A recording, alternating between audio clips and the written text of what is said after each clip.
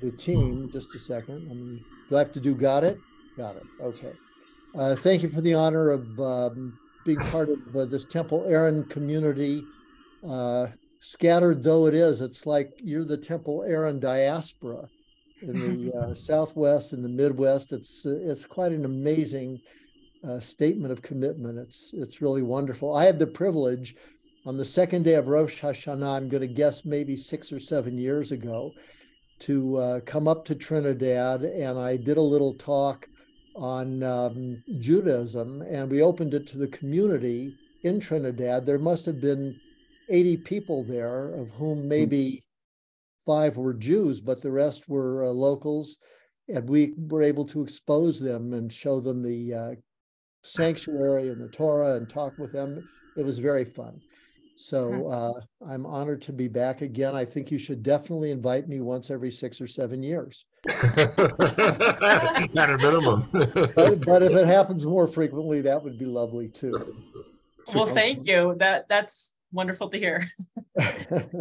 Well, what I like to do usually at Torah study is be a little bit presentational and then plunge into discussion, because I think we really learn from each other and grow from each other, and see what kinds of ideas we can come up with. But what I want to say to you first, informationally, and by the way, if you have questions as we go, please feel free to indicate, and I'll call on you. Just informationally to start, some of you may be aware that in addition to, well, wait a minute, let me stop for a minute. How many Torah portions are there? 12. 54 or something, maybe. Well, that's interesting that you said it, but doubtfully. I would have expected you to say 52 for each Saturday during the year. But you said 54, and you're absolutely correct. And you look astounded, Richard, that you're correct. Okay. Well, some get combined. That's why. That's right. That's right. There are some that get combined in order to make it come out. Yeah. But in addition to that fact, there are 4 special Sabbaths, plural in Hebrew, Shabbatot, during the year that are read in addition to the weekly portion. And today, this Shabbat is one of them. Let me tell you what they are. The Shabbat, I'm sorry, maybe a little name refreshers once will help me. Sir, Fort Sumner, Elgin, what is your first name? Chuck and Nancy. Thank you. Hi, Nancy. Okay, Chuck, you were shaking your head. So is there something you'd like to add? This should be Shabbat Zachor, I believe. Right. Are you aware of what the other ones are? Not required. That's why not offhand. Okay. Chuck, I am relieved you did not say something about not off the top of your head. As far as I'm concerned, I can't afford anything off the top. Anyway, so there are 4 of these Shabbatot. The first one is called Shabbat Shekalim, the Sabbath of shekels. And it's the portion, okay, that's familiar to you, Chuck, good. That's the portion that's read before the month of Adar begins. And it has its roots, again, back in the book of Exodus, where God tells Moses, I want you to count the people. But that was dangerous because counting the people could bring the evil eye. Or what did God promise Abraham that his descendants would number? Remember? The stars in the sky. And yes, many as the stars in the sky and the sand on the seashore. And so the thought is, if you number the Israelites and they don't quite reach the number of stars in the sky, then you're saying to God, you haven't kept your promise. And then God gets mad and it's dangerous. So you have to offer a ransom for your soul. And the ransom was a half shekel from every Israelite, be he very rich or very poor. Everybody could afford a half shekel. And if you count the half shekels, then you know how many Israelites are there. And then you also take those shekels and you use them for the upkeep of the Mishkan, the portable sanctuary. So on the Shabbat before Adar, that passage about the shekels is read, and it's a way to remind people, you board members of Temple Aaron, to give money to support your community. Okay, very nice. The next one is the one we're going to do this morning, Shabbat Zachor, the Sabbath on which we're commanded to remember the evil of Amalek, and we'll come back to spend most of our time on that. Shabbat Parah is the Sabbath of the cow. What cow are we talking about? Elsie? No. Anybody know? Calf? Okay, the only reason I'm asking you is not to put you on the spot. It's to not repeat something very detailed that you may already know. But Richard, you seem to have an idea. Well, I said golden calf, but I thought, okay, see, I thought you said you picked the wrong color. yeah, It's the red cow. It's the red heifer. The red heifer, that's right. You know, in Leviticus, the idea was if you were rendered impure through contact with the dead or through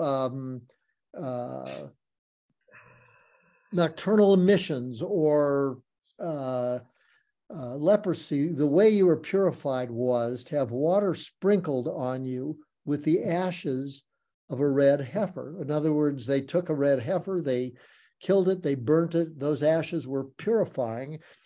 Nobody really understands the why of that, because the interesting thing is whoever would spritz you with the water of lustration then himself became impure, even though he's purifying you until nightfall. I'm not sure exactly what relevance that would have for a modern congregation. We could talk about it next year at that time. And then finally, there is Shabbat HaChodesh, the Sabbath of the month. What is the month on the calendar? Well, the first month of the Jewish year, which is not Tishrei, it is Nisan. Okay, in other words, in the Torah, our calendar starts with the month of Nisan. It's not called Nisan. Sometimes it's called Chodesh HaAviv, the spring month. And it's only later in the rabbinic period, the first century, that Rosh Hashanah is placed on the first of Tishrei, which is really, counting from the first of Nisan, the seventh month of the year. So that's a little confusing, but we actually have 4 New Years in our tradition. So Shabbat HaChodesh announces, which will be on, by the way, March 18th, announces the arrival, the coming of the first of Nisan. And we read a Torah portion, Exodus 12, that talks about the preparation for the Pesach as it was done in ancient days, but it provides the 3 basic symbols. You have to have the roasted lamb, but in our times it's a shank bone, and some people who are not eating or including red meat in their lives might use a beet instead of a shank bone. The bitter herb and the unleavened bread, mentioned right at the start of the first observance of Exodus to this very day. So Shabbat HaChodesh on the 18th reminds us we better get ready because Pesach is coming. So, pardon me, those are the 4 special Shabbatot in which we add a few verses of reading, usually from a second scroll, for a very deep religious reason. We don't have time to stand there and roll the scroll, to the other portion. Okay, so we're going to talk about Shabbat Zachor today. And what I'd like to do is start out by reading 2 different sections of Torah. One is from Exodus that kind of purports to give us the historical encounter the Israelites had with the nation or tribe of Amalek shortly after they leave Egypt. And that is in Exodus chapter 17, verse 8 and following. Let's see here. Oops. Maybe, did you also have that for your screen? Are you able to see the? I'm not, no. So you don't see, okay, you don't see the PowerPoint showing right now. No, I just see my name and this date. Does anybody else see a PowerPoint? I see it. Yeah, I mean, it says Rabbi Paul Citrin with the date. Yeah, Oh, okay. okay, there it Oh, is. Okay, Deuteronomy. That okay, is the but that's the PowerPoint. Deuteronomy. Yeah, Did I that's- give you the Exodus citation? Let's see. We're gonna go down. Oh. Okay, because if not, I could, oh, there it is. Great. Okay. So, okay. So this is what purports to be the historic explanation. Would somebody care to read this, please? Thank you, Richard. I volunteer you. Okay. Amalek came and fought with Israel at Rephidim. Moses said to Joshua, pick some troops, literally participants whose involvement defines the depicted situation, traditionally men. See the dictionary under Ish for Where are you us. getting this from? My God. This And must go be out and do battle. It is a little bit too pedantic. Go out and do battle with Amalek. Tomorrow I will station myself on the top of the hill with the rod of God in my hand. Okay. So Amalek is, it doesn't say here quite attacking Israel, fought with Israel, but in essence, this desert tribe came and attacked Israel, maybe not for any apparent reason, although there are comments that say, well, maybe they were fighting Israel over rights to water, because they were encamped at a place called Rephidim, which was like an oasis. Okay, Moses says, go out, conduct conscription to fight, and I'll go to the top of the hill with the rod of God in my hand. And we know the rod of God can do everything, like turn into a snake or split the Red Sea. It's a powerful symbol. Okay, go ahead. Can we move it, Richard?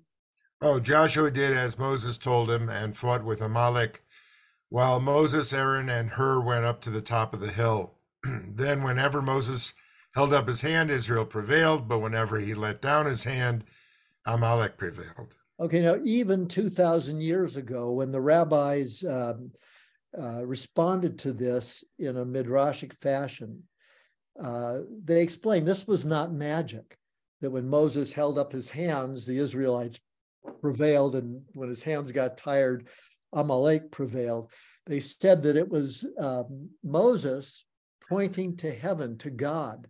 And when the Israelites in the battle would look up at Moses and see his hands up there, they would realize that God was on their side, supporting them. And when his arms got tired, they forgot that. But as long as they had their faith, they would prevail. Go ahead. So far, so good. But Moses' hands grew heavy, so they took a stone and put it under him, and he sat on it, while Aaron and Hur, one on each side, supported his hands. Thus his hands remained steady until the sun set. And Joshua overwhelmed the people of Amalek, literally Amalek and his people, with the sword. Okay, let's see. Is that? Oh, well, there's a little more. Right, okay.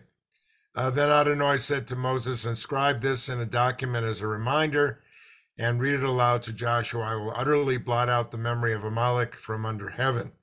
Okay, now that's a pretty strong statement of the Creator to blot out one of the creations, namely the people of Amalek. So the question is, who is Amalek? What do they stand for that God is willing to utterly blot them out, not unlike God utterly blotting out everybody in the days of Noah? Who is Amalek is the question. From your own experience of hearing about this or reading about it, anybody have a thought on this? And when we read the Deuteronomy section, maybe that'll help. But I'll give you a little bit of a advanced view. Amalek in Jewish tradition becomes a symbol of what I would call radical evil. Something that whose very foundation is evil. And that is to be extirpated, exterminated, what have you, from our midst. It cannot be tolerated. Now, the question is, why are they considered a symbol of radical evil? Well, we'll see in the Deuteronomy passage that we're told that Amalek attacked the Israelites at their rear. Now, that means the weak and the disabled and the young and the elderly were the ones they attacked. They didn't frontally attack the advance guard of the Israelites. So what that's interpreted to say is that the Amalekites were not Yirei Elohim, were not fearers or respecters of God. Interesting. What does it mean to say that one has fear of God? Go out. I heard somebody say something. Maybe not.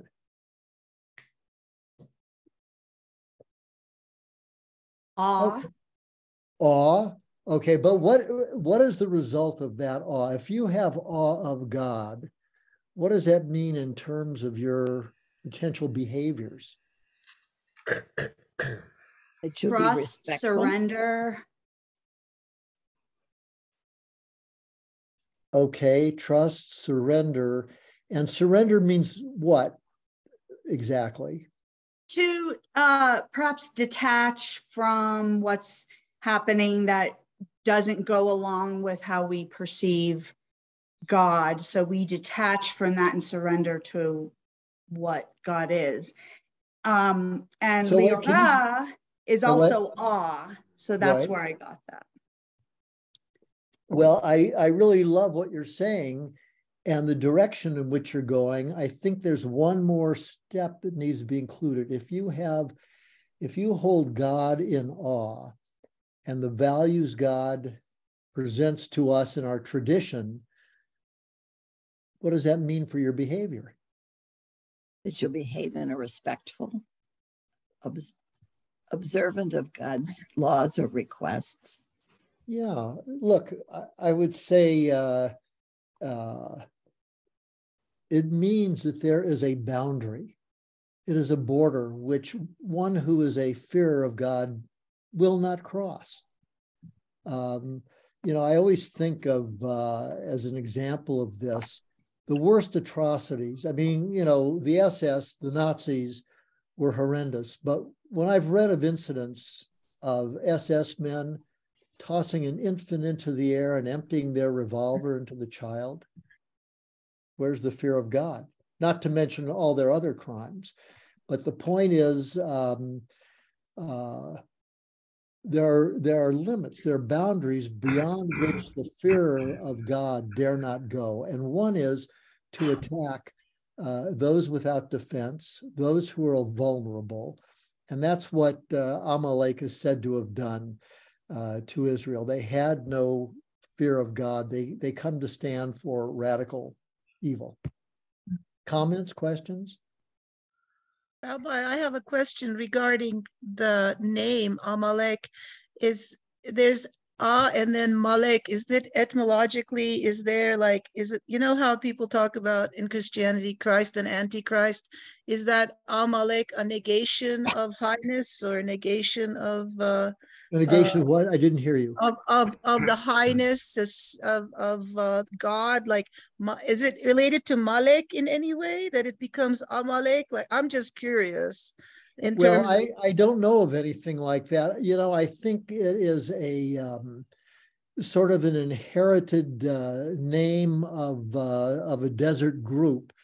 I have never come across anything that tries to do something etymological. Okay. And who was saying this? Nancy, was it you? No. Yes, yeah, it was me. Yeah.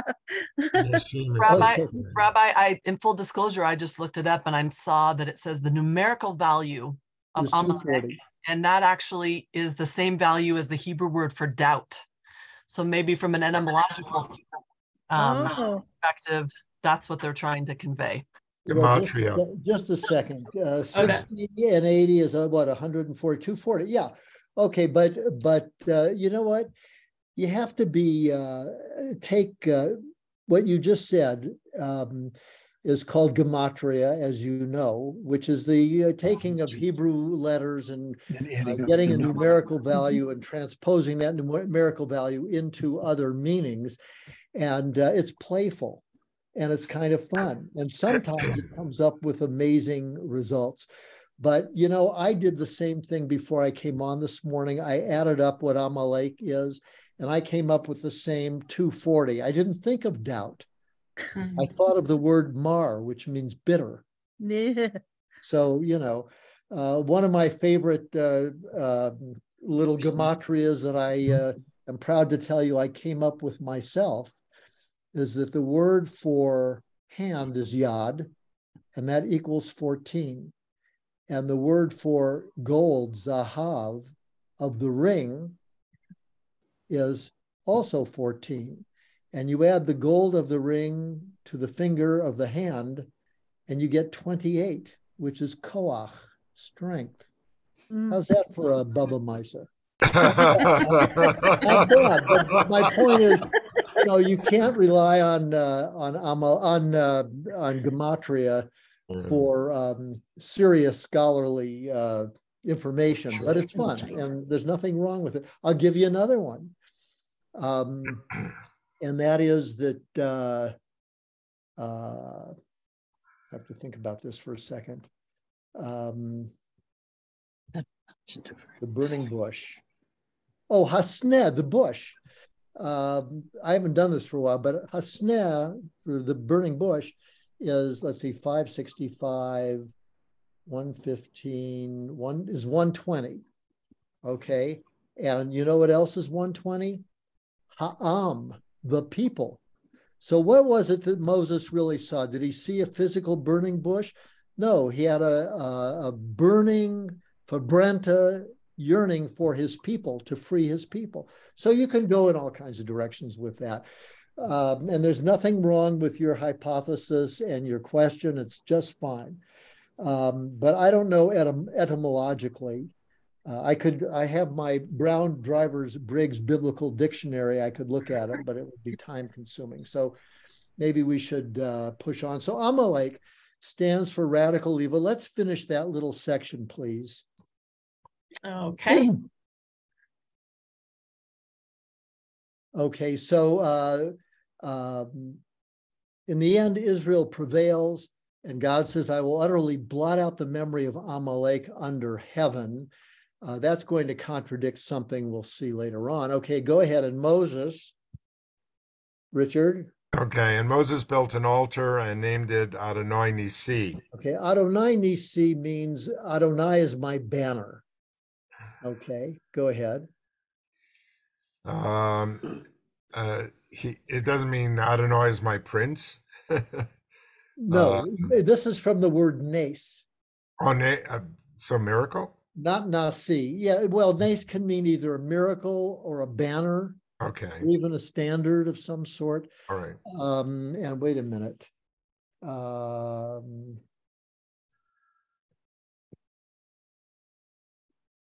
Okay, now it says it means hand upon the throne. Oh, and then you get meaning of Hebrew uncertain. They've mixed up whatever text you're using, comments with the actual text. But there's a fragment. Oh, okay. So, yeah, after Moses builds this altar and names it Adonai Nisi, Moses says, standard. That's what they say. It means hand upon the throne of the Lord. You know, all that to me suggests is some sort of an oath to oppose evil forever, because the Lord will be at war with Amalek throughout the ages. But who's doing the work of the Lord here? Israel. I mean, God supports us, but we stand up to radical evil. Okay, let's look at Deuteronomy 25 passage. Okay, so Exodus purports to be the historical experience of Israel. Deuteronomy is keep going. That's fine. Deuteronomy is supposed to be the recapitulation of the first 4 books of the Bible, although it's more than just recapitulation. And let's see. Here we have instructions of what to do with radical evil. So this is why it's called Shabbat Zachor, because the word remember in the imperative is Zachor, remember. Okay, anybody else want to read? Thank you, Sherry. Me? Please. Okay. Remember what Amalek did to you on your journey after you left Egypt. How, undeterred by fear of God, he surprised you on the march when you were famished and weary and cut down all the stragglers in your rear. Now, by the way, let me just make some traditional rabbinic comments. He surprised you. The word is korcha, which could be he encountered you or happened upon you. But the word for to happen or encounter also sounds like the word for cold. So he rendered you cold, the rabbi said, by taking away the enthusiasm and the joy you felt when you left Egypt. Amalek destroyed that and destroyed, to some measure, your faith because you were famished and weary. Yes, you were famished and weary physically, but you also lost confidence in God. And what does Amalek do? He cuts down all the stragglers in the rear. Okay, go ahead. Therefore, when your God grants you safety from all your enemies around you in the land that your God is giving you as a hereditary portion, you shall blot out the memory of Amalek from under heaven. Do not forget. Okay, now this is interesting. How can you blot out the memory and remember? Not forget. But I think the point is, while you try to blot out the radical evil in your midst, which is different than the people that you may have some enmity with and occasionally go to war with, you cannot forget Amalek because it can always rise up again. And if you doubt that, all you have to do is turn to the book of Samuel. And I don't know if you remember this story, but Israel is in a situation fighting Amalek. Now, Israel has already been in the land for, maybe a couple of 100 years. And they appoint Saul as the first king of Israel. The people want a king. And Amalek attacks Israel. And the prophet Samuel, who speaks in God's voice because he tells the king what to do, tells Saul, go and destroy Amalek. Do not take any spoils. The spoils you take, you burn up. You don't keep them for your own enrichment, and you kill their ruler. So we're told that Saul disobeys. He actually lets his troops keep the spoils, and he doesn't kill Agag, the king of the Amalekites. So Samuel hears about this and goes to Saul and says, listen, you have rejected what God commanded you. Therefore, God is rejecting your kingship, and you will not have a dynasty on the throne of Israel. And then Samuel personally takes a sword and hacks King Agag, the king of the Amalekites, to death in the observance of this Deuteronomic command to blot out Amalek. And Saul, as I said, loses his throne over that. Who's going to be his successor? David. David, good. Okay, but that'll take a little time to get there. Doesn't mean Saul is immediately off the throne. It means that he will not have descendants who ascend to the throne. Okay, but here's a commandment. When you have safety from all your enemies, you shall blot out the memory of Amalek. Now, Agag was a king of Amalek. Samuel took care of him. But suddenly, on Monday night coming, when we open and read the Megillah, we are told about the prime minister of Persia Haman the Agagite. Haman, the descendant of Agag, the king of the Amalekites, whom Samuel killed in his day, who descended from the Amalekites who attacked Israel in the desert. So guess what? On the one hand, the text is telling us that Moses and Joshua obliterated the Amalekites in those battles. On the other hand, here's Amalek raising its head again. And I think you can all fill in the blanks about who Amalek is in each generation, including our present time. So the call to stand up to radical evil is eternal. Think for a minute. So who's the real villain in the Passover story? Pharaoh? Strange question, because I qualified it with that adjective, right? Real villain. Pharaoh, the Egyptians? In the I'm sorry, forgive me. I meant to say in the Purim story. Oh, Who's the villain? Well, Haman. Haman is ostensibly the villain. He's the descendant of Agag, the Amalekite king. But is his raw hatred and his intention to wipe out the Jews the most villainous in the story? Think about it a minute. What was the role of the king?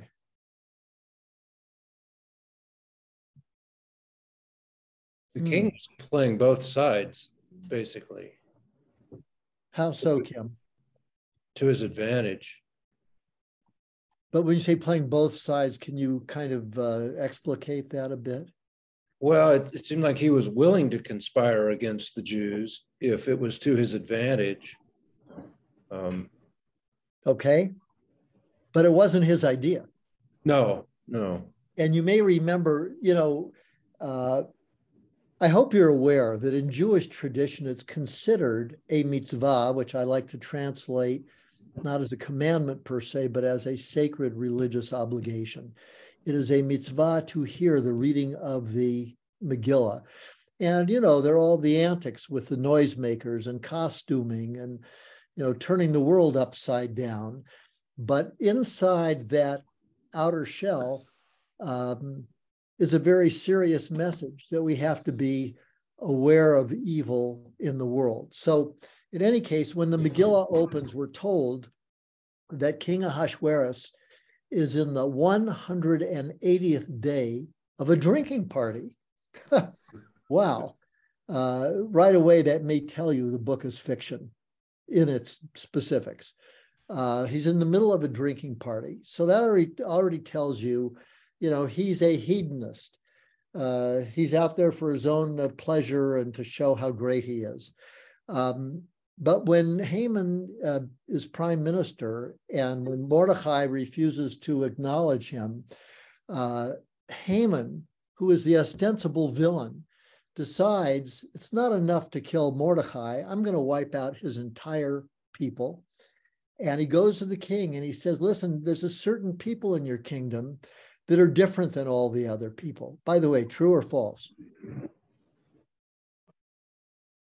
The Jews different than other people in the Persian kingdom? Yeah. Aren't we different than... Believe in one God. Well, that's a good start. And we have our own traditions and customs. Then he says to the king, and they don't obey the king's law. Is that likely to be true or false? False. False, because you know what? As long as there's been a Jewish diaspora, it has always been our obligation to follow the laws of the kingdom in which we're living. There's kind of an exception to that. The obligation is to follow the civil laws of the country in which we live. But their ritual laws or things that would condemn our ritual laws, we're not obligated to follow. But anyway, Jews have long known since the days of Jeremiah, when Jeremiah warned the people who were going into exile to pray for the well-being of the country where you're going. That's always been the Jewish approach to being in diaspora. It's not true, of course, what Haman said, that the Jews are not following the king's law. But look at the pattern here. First, he tells the truth. The Jews are different than other people. So now he's got the king's attention. And then he tells a lie that he builds on the truth. The Jews don't obey the king. And there he goes to the third point. So it doesn't pay the king to let them live and keep them around the kingdom. And I'll give you 10,000 pieces of silver if you let me destroy them. The king, who's in his 180th day of a drinking party, can't be bothered with such stuff. He doesn't investigate it. He doesn't question it. He says, do what you want. And by the way, keep the silver. I don't care. Okay, pretty amazing. I would suggest to you that he is the real villain of the Purim story. There are always people who wish to do evil in society and in the world. How do they get away with it? By people being unwilling to stand up to that evil in the world and to allow it to happen. It's passivity in the face of evil is the worst evil.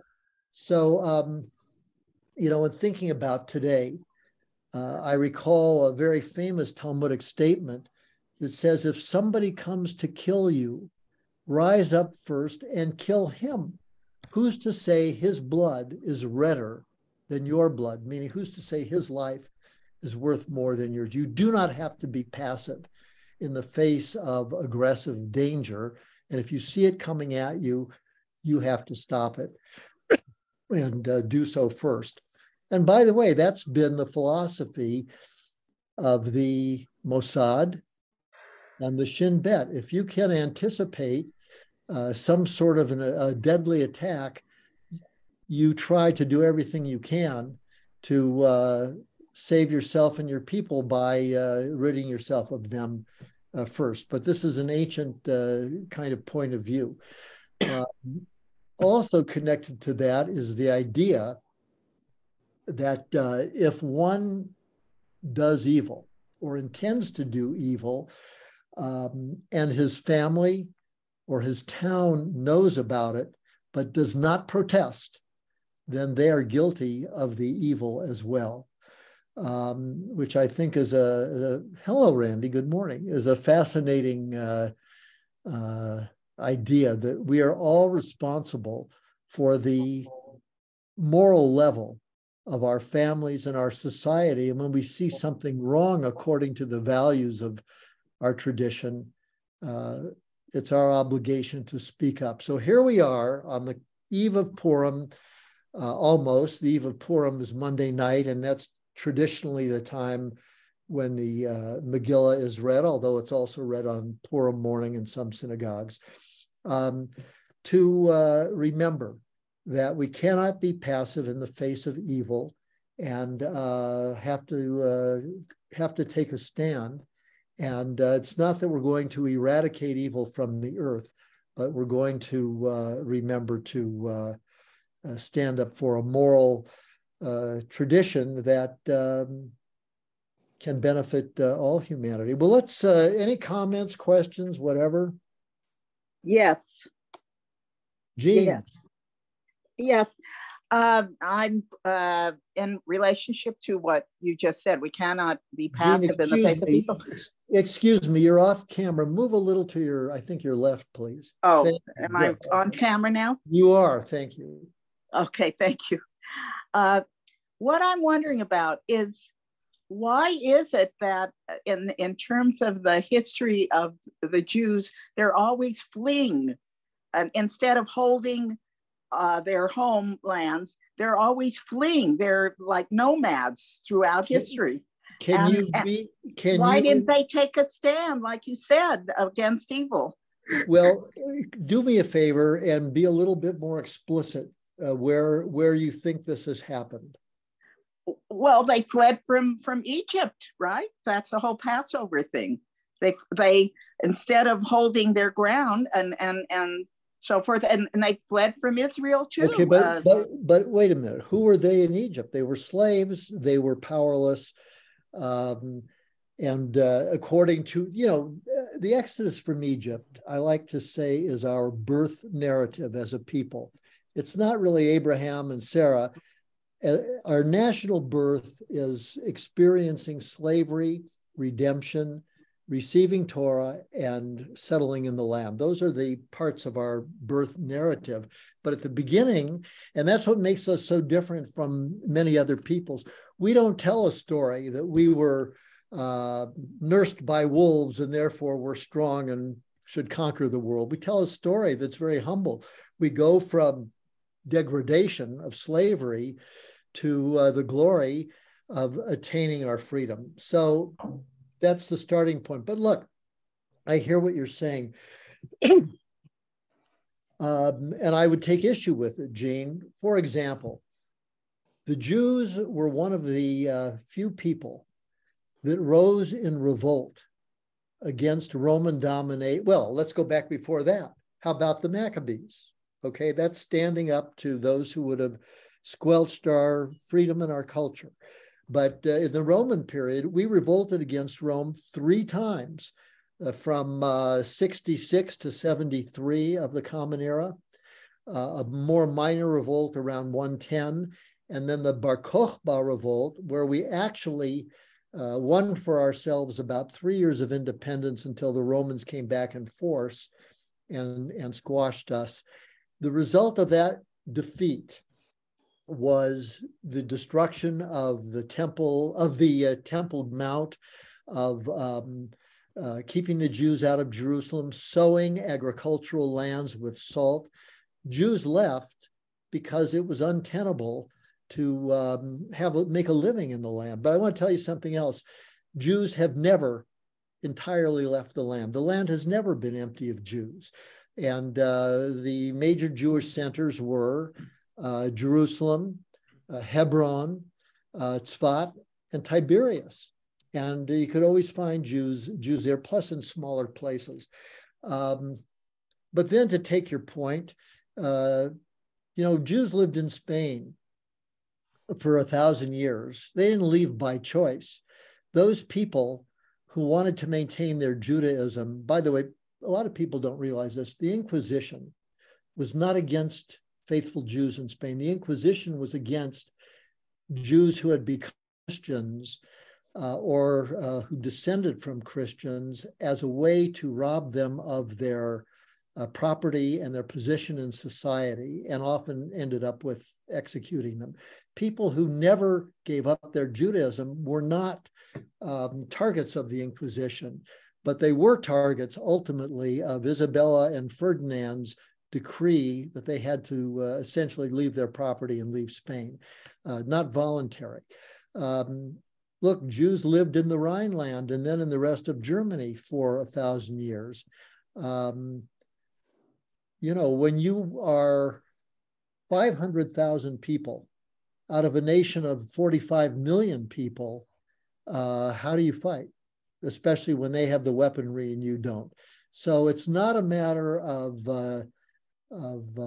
not believing that you should stand up. Sometimes it's a matter of the nigh on impossibility. We know there were Jewish partisans during the war, but look, if you grow up as a civilian without any military training, without any weaponry at your disposal, what are you supposed to do? Elie Wiesel wrote a lovely essay in a book of short stories of his, not short, but short stories and essays. And suddenly I'm doing a blank on the name of the book, but he makes a very strong argument about how saying that the Jews went like sheep to the slaughter during the Holocaust is really a scurrilous kind of accusation of us. And it's more nuanced than that and has to be studied more.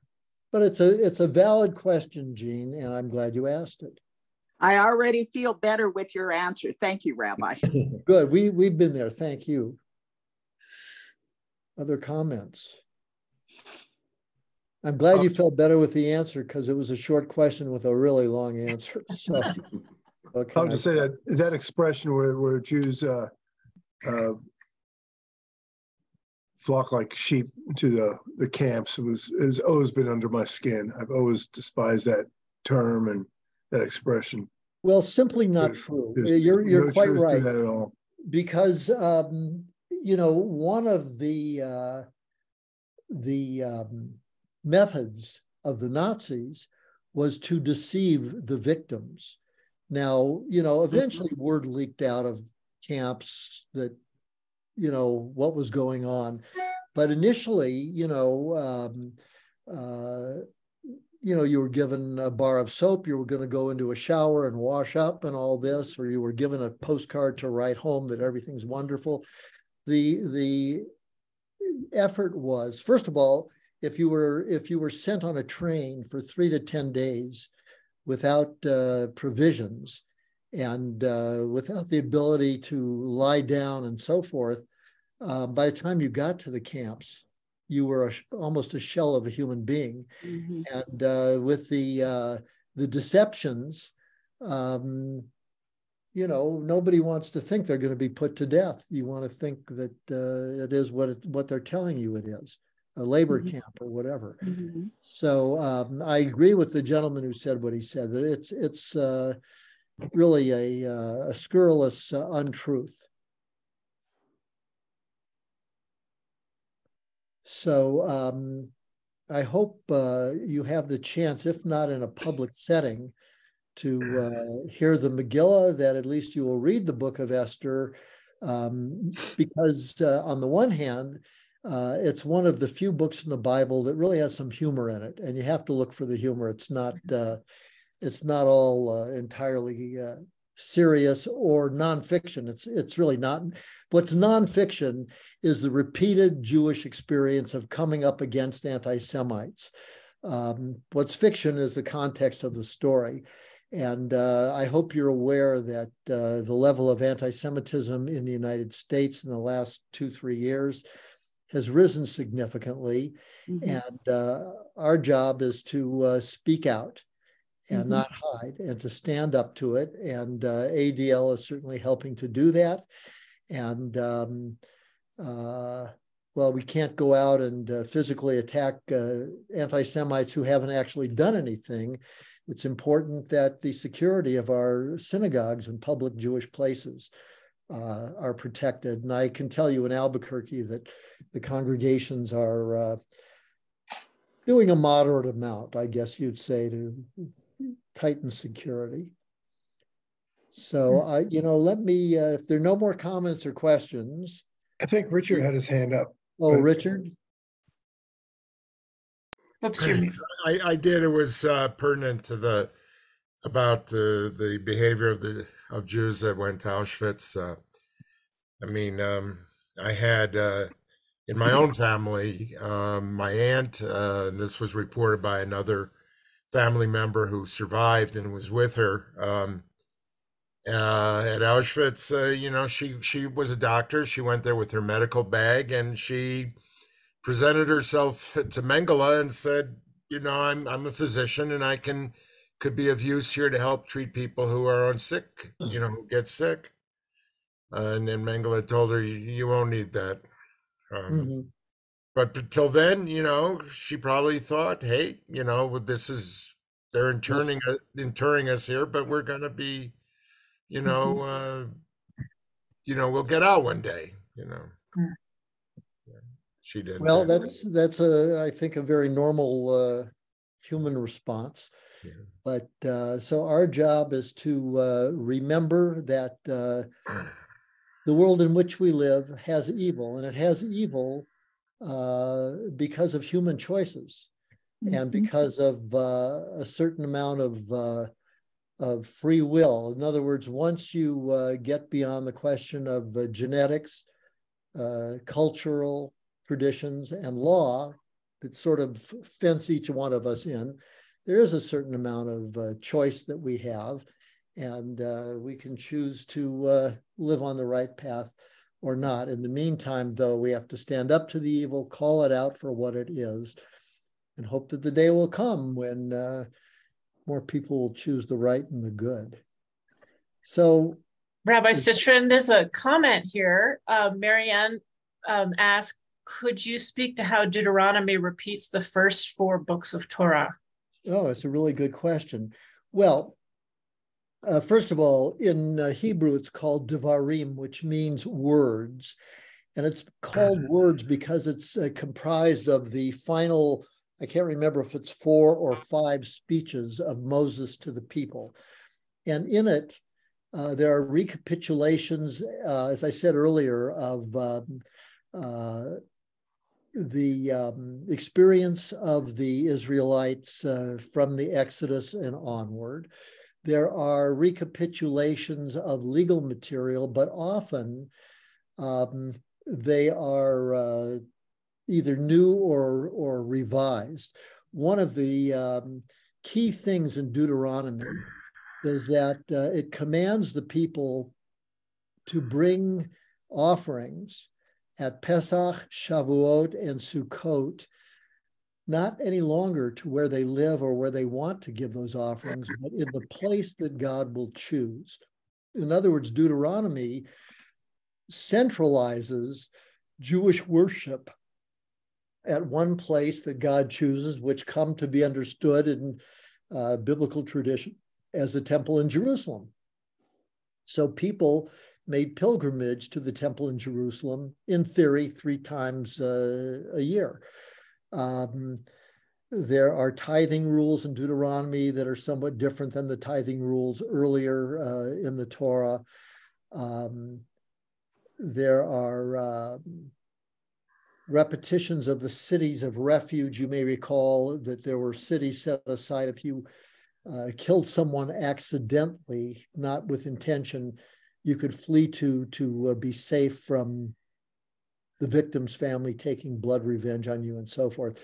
So Deuteronomy is both a recapitulation, it is the adding of new commandments, and it's all within the context of Moses's final speeches to the people before they enter the land and he dies east of the Jordan. Does that help, Marianne, or do you have further question? No, thank you very much. I didn't know all that. I appreciate the answer. My pleasure. Thank you for asking. Okay, well, again, I just enjoyed the time with you all, and if I can help you in the future, let me know. And thank you, Randy and Sherry, for all the mechanical stuff this morning, too. Thank you so much for doing this today with us.